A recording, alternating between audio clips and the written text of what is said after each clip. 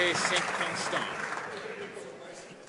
Monsieur le Président, il y a beaucoup de citoyens qui vont faire les frais de ce budget fort décevant.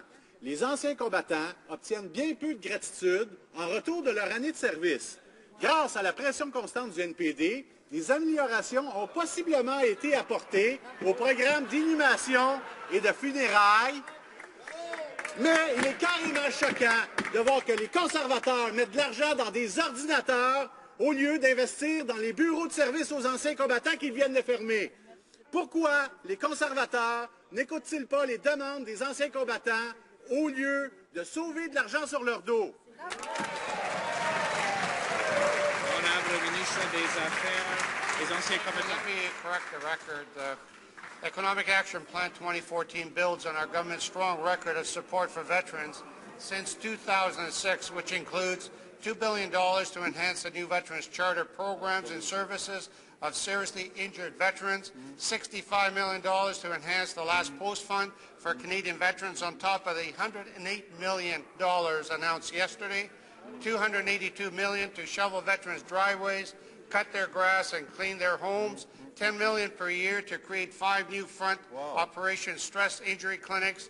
And those parties, and that party in particular, voted against all those items. The honourable member for Sackville. Mr. Speaker, it's easy to balance a budget when you take away money from disabled veterans and armed forces personnel. The Minister of Defence knows very well. He knows the name of Mr. Corporate... Order. Order. The honourable member for Sackville Eastern Shore has the floor.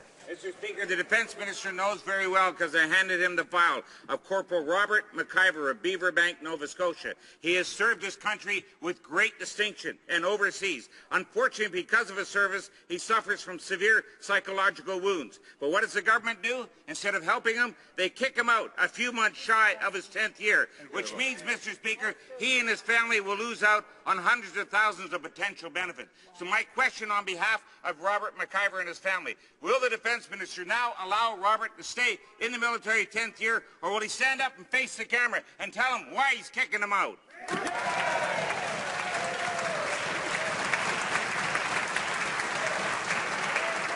The Honourable Minister of National Thanking, Defence. that member for his service to the armed forces. As I've said before, Mr. Speaker, the Chief of Defence Staff and the Chief of Military Personnel work with the members of the Canadian Armed Forces to make sure that they are not released until they are prepared, Mr. Speaker. Every possible accommodation is made, Mr. Speaker, to make sure these soldiers are kept in the forces and provided with the best possible support, Mr. Speaker. That being said, Mr. Speaker, I've asked my officials to look into the particular case he's raised.